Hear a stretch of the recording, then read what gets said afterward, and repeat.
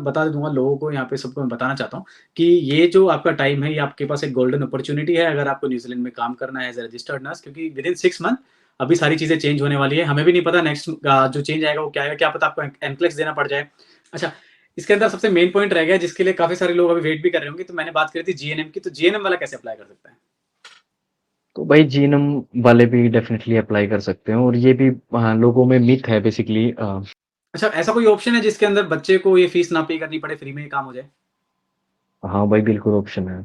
Basically उसके लिए भाई 2500 आवर्स की रिक्वायरमेंट होती है। सिर्फ़ अगर आपने 2500 घंटे कहीं पे काम किया है, तो आप लोग अपनी प्रोसेस करवा सकते हो, कोई दिक्कत नहीं है। अगर हम लोग साल में बात करें तो? साल में बात करें तो भाई जो एक पॉइंट बता देना चाहता हूँ आप लोगों को बेसिकली कि अगर आप किसी कॉलेज में नर्सिंग ट्यूटर हो, तो वो एक्सपीरियंस भी काउंट होगा। अगर कहीं नर्सिंग मैनेजर हो, तो वो एक्सपीरियंस भी काउंट होगा। अगर किसी हॉस्पिटल में काम करते हो, वो एक्सपीरियंस भी काउंट होगा। तो बेसिकली तो उसके एजेंट ने तो उसका पागल बना के रखा। उसके तो बहुत ज़्यादा टाइम लग गया। बस कोई दिक्कत यही नहीं, हम है। लोग ये वाला प्रोसेस काफ़ी स्मूथ करवा देंगे लोगों के लिए, नहीं? हाँ, हाँ। मैं तो सब लोगों को यही रिकमेंड करूँगा कि कमल अकेडमी बेस्ट है। तीनों को आप क्लब कर सकते हो, कोई दिक्कत नहीं है। और क्या चाहिए? और क्या चाहिए आप हाँ, लोगों को बताओ? अगर आपको एग्ज़ाम बिल्कुल। क्लियर करना है, 3 बार आपको चांस मिल रहे हैं, वो भी सिंगल मॉड्यूल मिल रहे हैं, तो आप डेफिनिटली न्यूज़ीलैंड के लिए अप्लाई कर सकते हो। तो हाँ जी, नमस्कार, मेरा नाम संदीप चौहान, आप देख रहे हैं चौहान यूके वाइब्स। तो आज वाली वीडियो है काफ़ी ज़्यादा इन्फॉर्मेटिव होने वाली है। इसके अंदर हमने काफ़ी सारे पॉइंट्स डिस्कस करे हैं। इसके अंदर हमने मेनली बात करी है कि आप न्यूज़ीलैंड के अंदर जाके कैसे एज़ अ रजिस्टर्ड नर्स काम कर सकते हैं। बहुत सारे पॉइंट हमने कवर करे हैं, एक भी पॉइंट आप लोग मिस मत करना। क्या पता जिस डाउट के लिए आप ये वीडियो देख रहे हो, वो डाउट आपका मिस हो जाए। तो please make sure don't skip this video. आप इसको वीडियो को पूरा देखें, आपके सारे डाउट्स क्लियर होंगे कि क्या जीएनएम इसको अप्लाई कर सकता है, कितने आपके रुपए लगेंगे न्यूजीलैंड में रजिस्टर्ड नर्स बनने के लिए, कैसे-कैसे आप अपनी ओईटी को क्लब कर सकते हैं, क्या हम लोग 3 बार इसको क्लब कर सकते हैं, क्या सी एक्सेप्टेबल है क्लबिंग के लिए या नहीं है, ये सारी चीज़ें हम लोग ने इस वाली वीडियो के अंदर कवर करी है। इवन आपको कितना एक्सपीरियंस चाहिए आपको न्यूजीलैंड में अप्लाई करने के लिए, क्या अगर आप ट्यूटर हैं तो कैसे आपको अप्लाई करना है, अगर आप स्टाफ नर्स हैं तो कैसे आपको अप्लाई करना है, और क्या कैप प्रोग्राम होता है, उसकी कितनी फीस होती है कैप प्रोग्राम की, क्या वो प्रोग्राम आप फ्री में कर सकते हैं। तो इसके अंदर काफ़ी सारे पॉइंट्स हैं जो हमने डिस्कस करें, तो please make sure don't skip this video और आप इस वीडियो को पूरा देखें ताकि आपको अच्छी तरीके से समझ में आए कि कैसे आप न्यूजीलैंड के अंदर एज रजिस्टर्ड नर्स काम कर सकते हैं और कैसे आपके लिए बेनिफिशियल है और कैसे ये आपके लिए गोल्डन अपॉर्चुनिटी है। तो चलिए इस वीडियो को हम लोग शुरू करते हैं।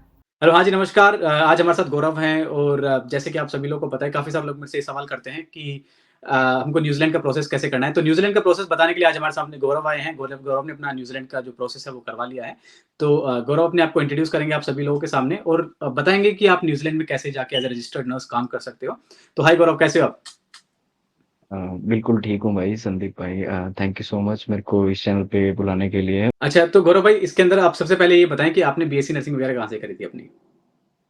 बीएससी नर्सिंग भाई मैंने हरियाणा से की है और हरियाणा में कॉलेजेस का क्या हाल है वो तो आप लोगों को पता ही है। तो सारे ऑलमोस्ट मोर और लेस सारे सेम हैं। तो एक छोटा-सा कॉलेज है तो नाम तो क्या ही बताऊँगा मैं। तो वहाँ से की थी और स्कूलिंग मेरी जो बेसिकली हुई है वो यहीं सोनीपत में एक छोटा-सा टाउन है खरकोदा, तो यहाँ पे प्रताप स्कूल है, तो मैंने यहीं से अपनी स्कूलिंग की थी। तो इसके अंदर मैं एक छोटी-सी चीज़ और बताना चाहूँगा कि जैसे काफ़ी सारे लोगों के मन में कन्फ्यूजन होता है कि सर अगर हमने जीएनएम करी हुई है, तो क्या हम लोग इस वाले प्रोसेस के लिए अप्लाई कर सकते हैं? तो इसके अंदर एक छोटा-सा ट्विस्ट है, पर हाँ, आप इस वाले प्रोसेस के लिए अप्लाई कर सकते हैं, चाहे आप जीएनएम नर्स हैं, चाहे आप बीएससी नर्स हैं। सही बात है गौरव? हाँ, बिल्कुल, बिल्कुल सही बोल रहे हो भाई। इस बारे में बहुत कम लोगों को पता है कि जीएनएम नर्स भी न्यूज़ीलैंड के लिए अप्लाई कर सकते हैं और ये बात आपने बहुत सही बताई ताकि बहुत सारे लोगों को मिसगाइड किया जा रहा है आजकल एजेंट्स के थ्रू कि सिर्फ बीएससी नर्सेज़ ही अप्लाई कर सकते हैं, लेकिन एक्चुअल में ऐसा है नहीं। जीएनएम नर्सेज़ भी अप्लाई कर सकते हैं और वो जो पाथवे है वो भी पीआर की तरफ ही जाता है। अच्छा, तो इसको हम लोग बाद में एक्सप्लेन करते हैं, सही बात है कि नहीं? चलिए, हाँ, बिल्कुल। सारी चीज़ें स्टार्ट करने से पहले सबसे पहला एग्ज़ाम जो आता है हमारा आता है ओईटी। आप ओईटी क्लियर जी। करोगे तभी आप जा सकते हो। तो अगर आपको न्यूज़ीलैंड में एज़ अ रजिस्टर्ड नर्स काम करना है, तो ओईटी का स्कोर क्या होना चाहिए? ओईटी का score basically speaking, listening, reading में तो आप लोगों को बी ही चाहिए, लेकिन राइटिंग में सी प्लस चल जाएगा, जो कि यूके का जो स्कोर है वही same to same New Zealand nursing council accept करती है। अच्छा, इसके अंदर सबसे बेस्ट चीज़ मैं आपको ये बता देता हूँ कि जो न्यूज़ीलैंड है वो सिंगल मॉड्यूल एक्सेप्ट करता है। सिंगल मॉड्यूल का मतलब ये होता है कि अगर आपने 4 मॉड्यूल का अपना एग्ज़ाम दिया है reading, listening, speaking and writing का, अगर बाय चांस आप किसी एक मॉड्यूल में फेल हो जाते हैं तो आपको खाली वही मॉड्यूल दोबारा से देना पड़ेगा। बाकी 3 मॉड्यूल को आपको नहीं देना है क्योंकि आप ऑलरेडी उनको पास कर चुके हो। सही बात है गौरव? जी, बिल्कुल, बिल्कुल भाई, एक यही पॉइंट बात है। और मैं ऐड करना चाहूँगा यहाँ पे कि जैसे अगर आप यूके के अंदर अगर आपको यहाँ पे एज़ अ नर्स काम करना है तो आपको जैसे 4 मॉड्यूल मैंने बात करी reading, listening, speaking and writing. पर आपको मिनिमम सी प्लस स्कोर करना ही है अगर आपको नेक्स्ट अपने एग्जाम से क्लब करना है तो। पर न्यूजीलैंड के अंदर ऐसा बिल्कुल भी नहीं है। अगर आपकी रीडिंग लिसनिंग में अगर आपके बी आए हैं, वहीं आपकी स्पीकिंग और राइटिंग में अगर आपके सी आए हैं, तो भी आप अपने जो नेक्स्ट वाला एग्जाम है उससे क्लब कर सकते हो। आपको क्लब की जरूरत नहीं पड़ेगी, कारण ये है क्योंकि आपको रीडिंग लिसनिंग यहाँ पे क्लियर है।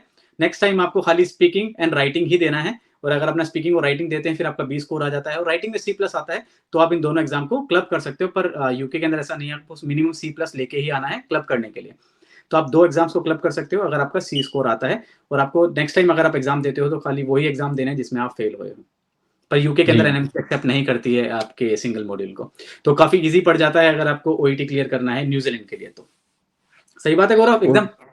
बिल्कुल, बिल्कुल भाई यही बात है और इसमें मैं थोड़ा-सा और ऐड करना चाहूँगा कि काफ़ी सारे लोगों के मन में ये डाउट होगा कि कितने सारे स्कोर्स हम क्लब कर सकते हैं। तो यहाँ पे मैं डाउट क्लियर करना चाहूँगा कि न्यूज़ीलैंड के लिए आप लोग अपने 3 स्कोर्स को जो एटी के स्कोर्स हैं, तो उनको क्लब कर सकते हो। एक जो जो फर्स्ट एग्ज़ाम होगा, जैसे फॉर एग्ज़ाम्पल मैं आप लोगों को बताता हूँ। जो फर्स्ट होगा वो तो आपका कंप्लीट ही एग्ज़ाम देते हो आप। तो अगर आप किसी एक मॉड्यूल में रह गए या 2 मॉड्यूल में रह गए या फिर 3 मॉड्यूल्स में रह गए, तो आप सिर्फ़ उन्हीं जिन मॉड्यूल्स में आप फेल हुए हो, सिर्फ़ उन्हीं मॉड्यूल्स को देके और उनमें पास होना है सिर्फ़, ठीक है? और उसके बाद आप अपनी प्रोसेस शुरू कर सकते हो, कोई दिक्कत नहीं है। क्योंकि बहुत सारे लोगों के मन में ये डाउट रहता है कि ओईटी बहुत सारे ऐसे लोग हैं जो देना नहीं चाहते दोबारा से, तो उन लोगों के लिए बहुत बेटर ऑप्शन है न्यूज़ीलैंड क्योंकि यहाँ पे आप लोगों को ऑप्शन मिलेगा कि आप एक सिंगल मॉड्यूल का एग्ज़ाम दो और अपना चले जाओ। जिन-जिन मॉड्यूल्स में आप फेल हुए हो, सिर्फ़ वही देने हैं और कोई दिक्कत नहीं है। तो अप टू 3 मॉड्यूल्स आप क्लब कर सकते हो और आपके 3 एग्ज़ाम्स को बेसिकली मैं ये बोलना चाहता हूँ कि 3 एग्ज़ाम्स को आप क्लब कर पाओगे, कोई दिक्कत नहीं है। अच्छा, यहाँ पे एक डाउट मेरे को ये आता है, अगर एक एग्जांपल लेके देखते हैं, किसी बच्चे का रीडिंग लिसनिंग क्लियर है, एक एग्जांपल लेते हैं ना। हुँ, हुँ। राइटिंग और स्पीकिंग में बच्चा फेल हो गया है, पर उसने नेक्स्ट टाइम एग्जाम दिया राइटिंग और स्पीकिंग का, फिर उसका स्पीकिंग क्लियर हुआ है पर राइटिंग क्लियर नहीं हुआ, और तीसरी बार में उसका राइटिंग क्लियर हुआ है, तो इन तीनों एग्जाम को क्लब कर सकते हैं। जी, इन तीनों को आप क्लब कर सकते हो, कोई दिक्कत नहीं है। और क्या चाहिए? और क्या चाहिए आप हाँ, लोगों को बताओ? अगर आपको एग्ज़ाम बिल्कुल। क्लियर करना है, 3 बार आपको चांस मिल रहे हैं, वो भी सिंगल मॉड्यूल मिल रहे हैं, तो आप डेफिनिटली न्यूज़ीलैंड के लिए अप्लाई कर सकते हो। और हाँ, किसी बच्चे का एग्ज़ाम क्लियर नहीं हुआ है, तो डेफिनिटली आप हमसे कॉन्टैक्ट कर सकते हो, हम आपका न्यूज़ीलैंड का प्रोसेस है वो करवा देंगे। एजेंट्स हैं, काफ़ी ज़्यादा पैसा लेते हैं, और काफ़ी ज़्यादा पैसा कितना काफ़ी महँगा पड़ता है, सही बात है कि नहीं गौरव? भाई एजेंट्स की तो पूछो मत, जिसका जिसका जितना मुँह खुल रहा है वो उतने बोल रहा है। मिनिमम से मिनिमम जो भी आपको अगर किसी से पूछने जाओगे तो अप्रोक्सिमेटली 1,50, 1,60, 1,65 और ज़्यादा से ज़्यादा तो 2-2 ढाई-ढाई लाख रुपए भी लोगों से ठगे जा रहे हैं। और वो तो सिर्फ़ अपनी फीस लेते हैं, उसके बाद एडिशनल में जो-जो चार्जेज़ लेते हैं वो तो आप भूल ही जाओ। तो बहुत ज़्यादा टायरिंग प्रोसेस है भाई और बहुत ज़्यादा खर्चीली। तो एजेंट्स की तो पूछो ही मत, एजेंट्स ने तो लूट मचा रखी है भाई न्यूज़ीलैंड के नाम पे। नेक्स्ट सवाल हम लोग करते हैं यहाँ पे कि आप मुझे बताएँगे कि रजिस्ट्रेशन करवाने के लिए कितने स्टेप्स में रजिस्ट्रेशन होता है, अगर आपको न्यूज़ीलैंड का रजिस्ट्रेशन करवाना है तो? बेसिकली न्यूजीलैंड का जो रजिस्ट्रेशन है it's a kind of two step process. तो सबसे पहले आपके डॉक्यूमेंट्स वेरीफाई होंगे किसी थर्ड पार्टी एक थर्ड पार्टी वेरिफिकेशन सर्विसेज है सीजीएफएनएस की, जिसको न्यूजीलैंड नर्सिंग काउंसिल ने ही बोल रखा है डॉक्यूमेंट्स वेरीफाई करने के लिए। और जो सेकंड स्टेप है उसमें न्यूजीलैंड नर्सिंग काउंसिल जो वेरिफिकेशन उन लोगों ने की है उसको ही दोबारा से री वेरीफाई करेंगे। 2 स्टेप की प्रोसेस है भाई। तो ये जो जितना भी प्रोसेस है हम लोग करवा देंगे आप लोगों का, अगर आपके पास जो रिक्वायर्ड स्कोर है अगर आप लेके आते हैं और 3 एग्ज़ाम आपके क्लब करके अगर आप लेके आते हैं, तो डेफ़िनिटली वाला प्रोसेस आपके लिए काफ़ी स्मूथ हो जाएगा। हम आपको बता भी देंगे कैसे-कैसे सारी चीज़ें करनी है। डिस्क्रिप्शन में नंबर डाल दूँगा, आप लोग कॉन्टैक्ट करके न्यूज़ीलैंड के बारे में पता कर सकते हो, प्रोसेस के बारे में पता कर सकते हो। तो अच्छा, तो सबसे पहला हमारा आता है सीजीएफएनएस, जैसे कि आपने मुझे बताया, और सबसे बड़ी चीज़ ये है कि अगर आपको न्यूज़ीलैंड में एज़ अ रजिस्टर्ड नर्स काम करना है, तो आपको एनक्लेक्स नहीं देना है। सही बात है गौरव? जी, जी भाई सबसे बिल्कुल। बेस्ट चीज़ है। एनक्लेक्स का हाँ, एनक्लेक्स का फ़ियर काफ़ी है, तो एनक्लेक्स इतने इंटेलिजेंट नहीं है कि एनक्लेक्स का एग्ज़ाम होगा। मतलब ये नहीं है, मतलब खुद की काबिलियत पे शक नहीं है, लेकिन फिर भी उसमें काफ़ी ज़्यादा टाइम इन्वेस्ट करना पड़ेगा। न्यूज़ीलैंड की प्रोसेस काफ़ी स्मूथ है हाल-फिलहाल में। और अगर आपको ऑस्ट्रेलिया में काम करना है, तो आपको एनक्लेक्स ज़रूर देना पड़ेगा। सही बात है? जी, जी। जी पर भाई। अगर आप बिना एनक्लेक्स एग्ज़ाम देके न्यूज़ीलैंड में चले जाते हैं, पर न्यूज़ीलैंड में जाने के बाद फिर आप अपना ऑस्ट्रेलिया का जो रजिस्ट्रेशन है आराम से कर सकते हैं, और ऑस्ट्रेलिया में आराम से जाके काम कर सकते हैं, कोई ऐसा इश्यू भी नहीं है। सही बात है गौरव? हाँ, चलिए, बिल्कुल, बिल्कुल। इसके अंदर सीजीएफएनएस के अंदर टोटल कितने पॉइंट आते हैं गौरव? सीजीएफएस में बेसिकली भाई हमारे 5 पॉइंट आते हैं। सबसे पहले एक को मैंने नोट्स बनाए हैं, तो मैं आप लोगों को अच्छे से एक्सप्लेन कर दूँगा। तो सबसे पहले हमारे आइडेंटिटी के डॉक्यूमेंट्स चाहिए हैं, तो उसमें हमारा हमारा ड्राइविंग लाइसेंस आ गया और दूसरा हमारा पासपोर्ट हो गया, और अगर आपकी शादी हो रखी है तो मैरिज सर्टिफिकेट भी चलेगा। सिर्फ़ 2 ही डॉक्यूमेंट्स की रिक्वायरमेंट है, तो ये आप लोगों के पास होंगे ही। दूसरा हमारे एजुकेशन के जो डॉक्यूमेंट्स होते हैं, वे वेरीफ़ाई करते हैं ये। इसमें हमारे कॉलेज से जो हमारी ट्रांसक्रिप्ट है, वो चाहिएगी, और कॉलेज का सिलेबस चाहिएगा, और जो आपकी जितनी भी मार्कशीट्स हैं वो सारी की सारी, तो ये कॉलेज से हो जाएगा। थर्ड जो है वो आपके स्कूल और 10th और 12th की डिटेल्स इसमें भरनी है। बेसिकली अ, उस उनको ये लोग वेरीफ़ाई करते हैं नहीं, सिर्फ़ आपकी जो नर्सिंग की जो एजुकेशन है, सिर्फ़ उसी को वेरीफ़ाई करेंगे। और जो थर्ड है भाई, वो रजिस्ट्रेशन, जो कि सबसे ज़्यादा मेन है। अगर आपका किसी भी स्टेट का रजिस्ट्रेशन, आप जितने भी रजिस्ट्रेशन होल्ड करते हो, अगर आपका पहले यूपी में था या फिर दिल्ली में था, जितने भी रजिस्ट्रेशन, आप दुबई में हो, आप कहीं भी हो, जहाँ-जहाँ का आपके पास रजिस्ट्रेशन है, आप वो सारे रजिस्ट्रेशन इसमें मेंशन कर सकते हो, ठीक है? और फोर्थ है बेसिकली, वो है आपका लैंग्वेज, जो हम लोगों ने ऑलरेडी डिस्कस कर चुके हैं, एंड द लास्ट जो है वो एक्सपीरियंस सर्टिफिकेट है। अच्छा, जो अपना लैंग्वेज है उसके अंदर अपना ओईटी का आपका जो सर्टिफिकेट है वो लगेगा, जो भी आपका क्लबिंग स्कोर है वो लगेगा। हाँ, रही हाँ। एक्सपीरियंस की बात, तो अगर आपको न्यूज़ीलैंड में एज़ अ रजिस्टर्ड नर्स काम करना है गौरव, तो कितना एक्सपीरियंस होना चाहिए आपके पास? बेसिकली उसके लिए भाई 2500 आवर्स की रिक्वायरमेंट होती है। सिर्फ़ अगर आपने 2500 घंटे कहीं पे काम किया है, तो आप लोग अपनी प्रोसेस करवा सकते हो, कोई दिक्कत नहीं है। अगर हम लोग साल में बात करें तो? साल में बात करें तो भाई जो उन्होंने वेबसाइट पे जो मेंशन कर रखा है वो तो है 2 साल, लेकिन ये भी एक मिथ ही है क्योंकि हम इंडिया में भर-भर के काम करते हैं, तो हमारे 2500 घंटे तो बहुत जल्दी पूरे हो जाते हैं। तो अगर मतलब डेढ़ साल में। किसी अगर किसी के पास 1.5 साल का एक्सपीरियंस है, तो वो भी अपनी प्रोसेस शुरू कर सकता है, क्योंकि प्रोसेस भी थोड़ी-सी लेंथी है। अगर अच्छे से एजेंट, मतलब अच्छे से अगर कोई करने वाला, कोई गाइड करने वाला नहीं हो, तो लोगों के 6-6 महीने भी लग जाते हैं, और मेरी एक फ्रेंड ने अभी किया था, तो उसके एजेंट ने तो उसका पागल बना के रखा। उसके तो बहुत ज़्यादा टाइम लग गया, बस कोई दिक्कत यही नहीं, हम है। लोग ये वाला प्रोसेस काफ़ी स्मूथ करवा देंगे लोगों के लिए, नहीं? हाँ, हाँ, मैं तो सब लोगों को यही रिकमेंड करूँगा कि कमल अकेडमी बेस्ट है भाई। कोई दिक्कत नहीं। चलिए, उसके बाद ये तो हमारा हो गया सीजीएफएन है, जिसके अंदर आपको सबसे पहला पॉइंट आपका आइडेंटिफिकेशन डॉक्यूमेंट चाहिए। दूसरा आपका चाहिए क्वालिफिकेशन, तीसरा आपका चाहिए आपको रजिस्ट्रेशन, चौथा आपका चाहिए एक्सपीरियंस, और एक एक जो पाँचवाँ है या फिर आप तीसरा लगा लें उसको, वो है आपका जो आपका ओईटी सर्टिफिकेट है, जो कि आपका लैंग्वेज टेस्ट है वो है। टोटल मिला के अगर हुँ, आपके पास ये सारी चीज़ें हैं, तो ये आपका सीजीएफएनएस रजिस्ट्रेशन हो जाएगा। एक चीज़ और मैं यहाँ पे बताना चाहूँगा आप लोगों को कि ये सारी चीज़ें आपकी ऑनलाइन होती हैं, पर आपको इनका प्रिंट निकलवा के आपको जो यूएसए भेजना है, वो आपको ऑफलाइन ही भेजना पड़ेगा, आपको बाय पोस्ट भेजना पड़ेगा। हाँ, हाँ, इसलिए बाय प्रोसेस थोड़ी पोस्ट लंबी हो भी। जाती है। हाँ, तो बाय पोस्ट भेजते हैं बेसिकली सारे डॉक्यूमेंट्स को डीएचएल के थ्रू, या फिर और कोई भी कुरियर सर्विसेज़ हो, तो आप उनके थ्रू भेज सकते हो। बेसिकली इसमें एक कैच है, क्योंकि सीजीएफएनएस को जो सारे डॉक्यूमेंट्स चाहिए ना, वो आपके थ्रू नहीं चाहिए, वो चाहिए जहाँ से आप वेरिफिकेशन दे रहे हो ना, वो उनके थ्रू चाहिए। जो कॉलेज के डॉक्यूमेंट्स होंगे, वो कॉलेज के थ्रू जाएँगे, और जो नर्सिंग काउंसिल के जो डॉक्यूमेंट्स है, वो काउंसिल के थ्रू जाएँगे। तो उसमें आप लोगों की कोई इन्वॉल्वमेंट है नहीं। मतलब जो रेगुलेटरी बॉडी उनको अटेस्ट करके भेज रही है, वो उन्हीं को भेजेगी, उसमें हमारा कुछ भी नहीं है। ताकि ये पता जी, चले कि जी। इन्होंने ये सारी चीज़ें यहाँ से करी हैं।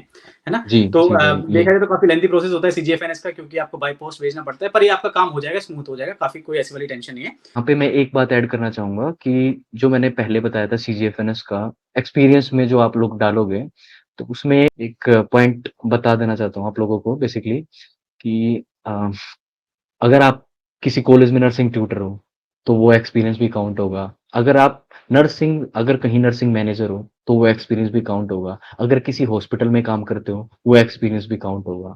तो बेसिकली अगर नर्सिंग से रिलेटेड कोई भी जॉब करते हो, जहाँ आपको वेरिफ़िकेशन के लिए अगर कोई आए, तो और वो आप लोगों को लिख के दे दे कि मतलब, या फिर कोई भी वेरिफ़िकेशन के लिए आए, तो वो वेरीफ़ाई कर सकें। उनके पास मतलब हो अपना कुछ ऐसा मतलब सिस्टम, कि मतलब वो अटेस्ट कर लोग, छोड़ देते आप लोग, हाँ, तो वो सारे के सारे एक्सपीरियंस आप दिखा सकते हो, और उन लोगों को सिर्फ़ रिक्वायरमेंट जो है 2500 की रिक्वायरमेंट, 2500 आवर्स बेसिकली, इतनी ही रिक्वायरमेंट है।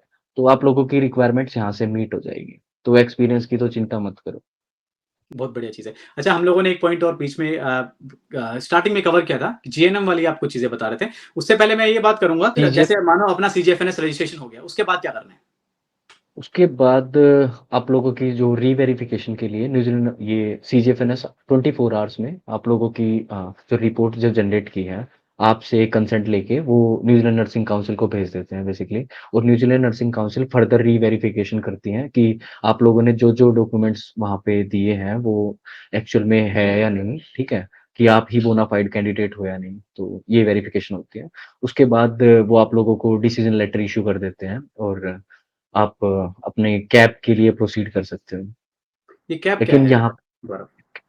हाँ, CAP basically it's a competency assessment program जैसे ऑस्ट्रेलिया में पहले आयरन प्रोग्राम होता था। तो उसमें it's a kind of short course ये आपका 1 मंथ से लेके 3 मंथ का एक कोर्स होता है। तो इसमें क्या होगा कि जो हमारी इंडिया की जो कॉम्पिटेंसी है, उनको फुलफिल करवा देते हैं वो लोग बेसिकली। उनको मीट करवा देते हैं जो न्यूज़ीलैंड नर्सिंग स्टैंडर्ड है ना, जैसे यूके में है बेसिकली सीबीटी और उसकी। तो ऐसा-सा ही वहाँ पे भी सिस्टम होता है, सेम है। अच्छा, ये एक तरीके से ब्रिजिंग लेकिन प्रोग्राम है। ब्रिजिंग प्रोग्राम का मतलब ये होता है कि जो आपके नर्सिंग स्टैंडर्ड्स इंडिया के हैं और जो न्यूज़ीलैंड के नर्सिंग स्टैंडर्ड है, उसके बीच में जो ब्रिज ये लोग क्रिएट करते हैं ताकि उनके जो स्टैंडर्ड्स है वो मैच हो सकें, उसी को हाँ, ब्रिजिंग प्रोग्राम हम लोग बोलते हैं और वो ये कैप है हाँ। ना? अच्छा, तो गौरव, क्या हमें कैप के लिए पे करना पड़ता है हमें इस कोर्स के लिए? कितने पैसे लगते हैं?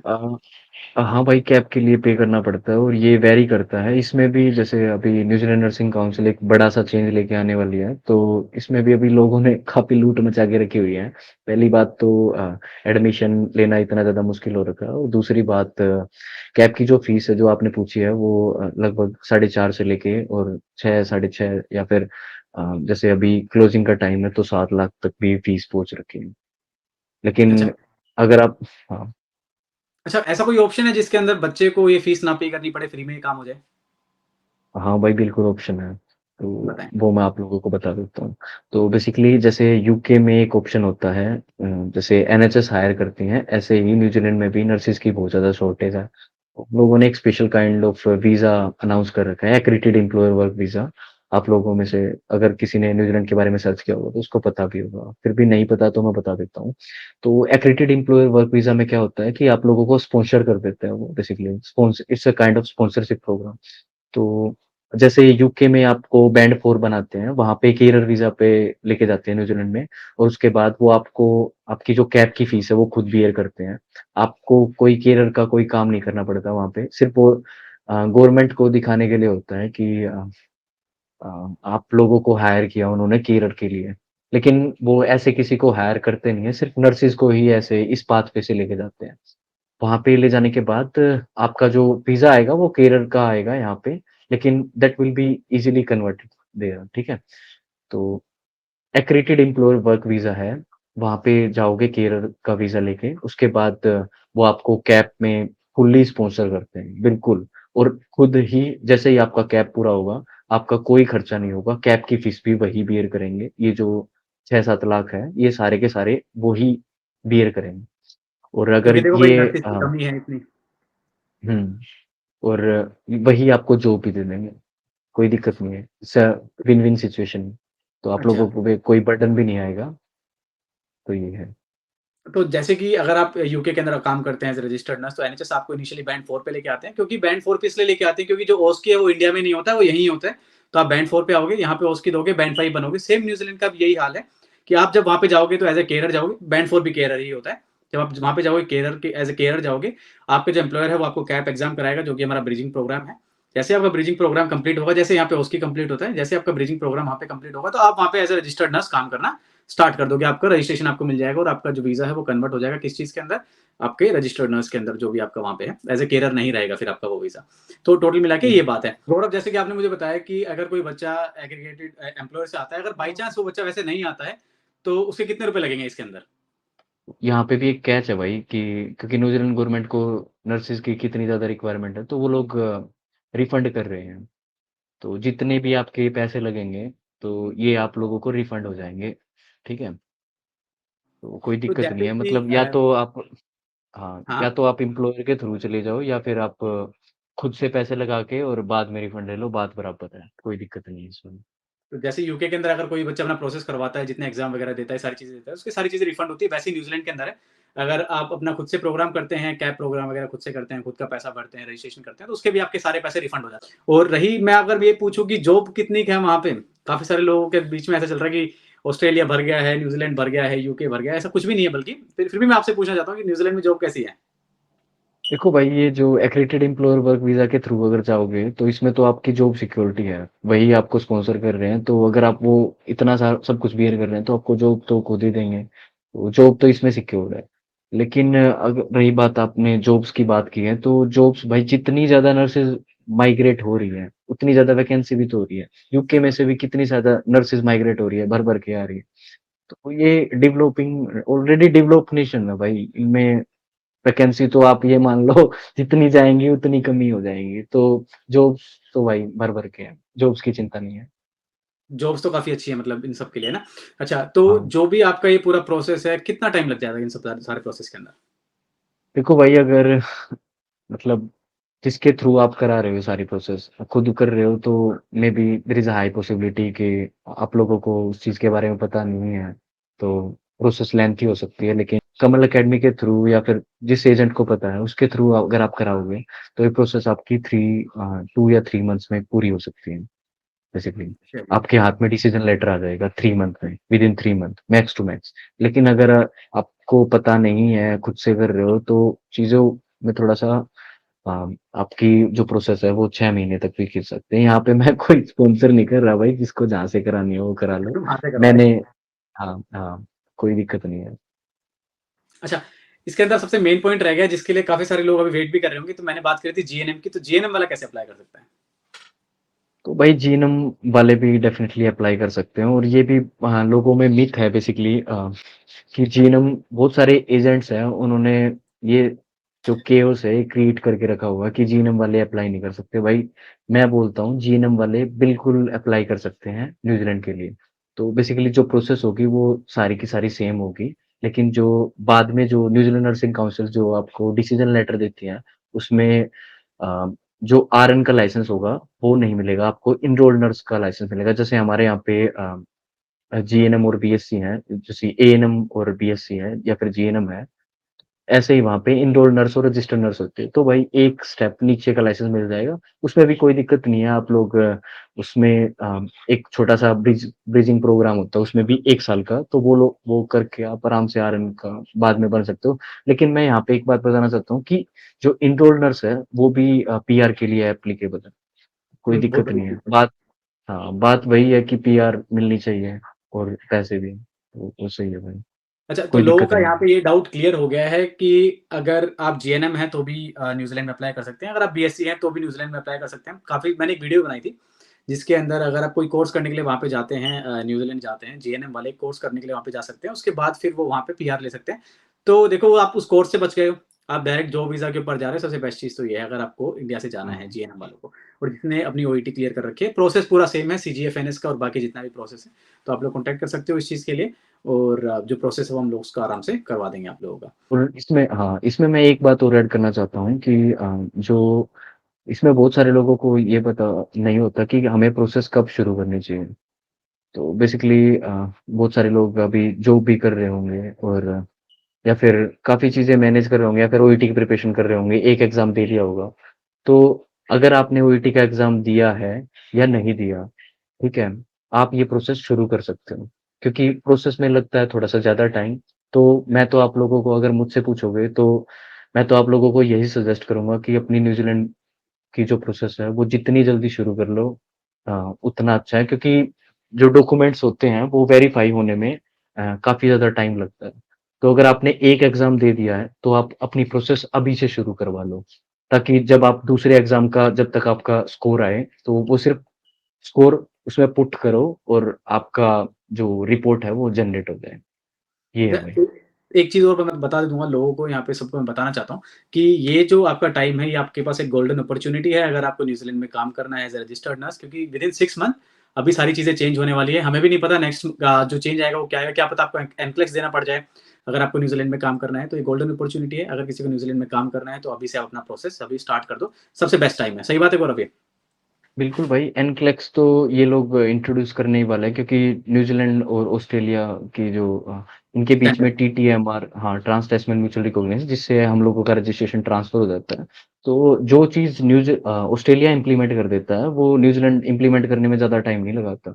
तो अगर ऑस्ट्रेलिया में भी एनक्लेक्स चल रहा है तो न्यूजीलैंड भी एनक्लेक्स लेके ही आएगा। सही बात। तो ये आपके पास गोल्डन अपॉर्च्युनिटी है और गोल्डन टाइम है, अगर आपको न्यूज़ीलैंड का करना है तो आप अभी कर सकते हो। बाकी 6 महीने के बाद आपको नहीं पता है कि क्या होने वाला है। फिर आपका एक एग्ज़ाम और बढ़ जाएगा जो कि आपका एनक्लेक्स है, जो कि काफ़ी हार्ड पड़ेगा आपको एग्ज़ाम क्लियर करने में। पर हाँ, अगर अभी आप यहाँ पे एग्ज़ाम क्लियर कर लेते हो अपना ओईटी वगैरह, तो डेफ़िनिटली आप आराम से अपना प्रोसेस कर सकते हो। फिर आप ऑस्ट्रेलिया में भी काम कर सकते हो, सीधी-सी बात है। और भूल चुके हैं हम लोग यहाँ पे, वो बताएँगे कि सैलरी कितनी मिलती है यहाँ पे? सैलरी भाई सही है, लेकिन जितनी मतलब सैलरी सैलरी की अगर बात करें तो जितनी यूके में हम सैलरी ले रहे हैं, उतनी ही न्यूजीलैंड में सैलरी है। मतलब ऐसे बढ़ा-चढ़ा के कुछ बता दूँ तो ऐसा कुछ है नहीं, सेम ही सैलरी है। लेकिन फ़ायदा ये है कि न्यूजीलैंड से ऑस्ट्रेलिया जाने का रास्ता है भाई। और अच्छा, फिर भी ऑस्ट्रेलिया में लगभग कितना डॉलर पर आवर मिल जाती है आपको वहाँ पे? 35 टू 45 न्यूजीलैंड डॉलर आराम से मिल जाती है भाई। और बाकी जैसे यूके में आप बैंड 5 पे जाओगे, चाहे आपके पास कितना भी एक्सपीरियंस हो, लेकिन न्यूजीलैंड में ऐसा नहीं है। न्यूजीलैंड में आपका एक्सपीरियंस काउंट होता है। बहुत बढ़िया। जितने साल का हाँ, जितने साल का अगर आपके पास एक्सपीरियंस हो, तो उसके हिसाब से पैसे मिलेंगे, जैसे आयरलैंड में देते हैं वो लोग। अच्छा, तो ये बहुत अच्छा है अच्छा, यहाँ पे। एक लास्ट सवाल और पूछना चाहता हूँ मैं आपसे। मेरे को आप ये बताएँ कि पीआर का क्या सीन है? पीआर तो भाई जैसे न्यूजीलैंड जैसे यूके में हमें 5 साल का वेट करना पड़ता है। आपने पिछली वीडियो में बताया था हमें। तो 5 साल का वेट यहाँ पे न्यूजीलैंड में हमें नहीं करना पड़ता। जैसे ही आपके पास जैसे ये कैप का कोर्स करने आओगे, उसके बाद आपका जॉब मिलेगी। जॉब मिलते ही वर्क वीज़ा, देन जैसे ही जो वर्क वीज़ा के लिए अप्लाई करोगे, साथ के साथ आप पीआर के लिए अप्लाई कर सकते हो। कोई दिक्कत नहीं है। क्योंकि बहुत बढ़िया। नर्स हाँ, नर्सेज़ आती हैं ग्रीन लिस्ट 1 में, तो कोई दिक्कत नहीं है। सीधा डायरेक्ट आप 2.5 महीने, 3 महीने के अंदर भी पीआर हो सकते हो, न्यूज़ीलैंड में। यहाँ 5 साल वेट करना पड़ता है हमको। हाँ, सो थैंक यू हाँ। सो मच गौरव, आपने काफ़ी ज़्यादा इन्फॉर्मेशन दी है। अब जिन लोगों का डाउट था न्यूज़ीलैंड के रिगार्डिंग, अभी उनका डाउट क्लियर हो गया होगा। तो जिनको प्रोसेस स्टार्ट करनी होगी, वो आराम से अभी स्टार्ट कर सकते हैं अपनी process. And thank you so much to everyone जिन्होंने हमारी ये वीडियो देखी और जिसने ये इंटरव्यू देखा। डेफिनिटली आप यहाँ से कुछ ना कुछ इन्फॉर्मेटिव लेके जाओगे। Thank you so much Gaurav. Thank you भाई।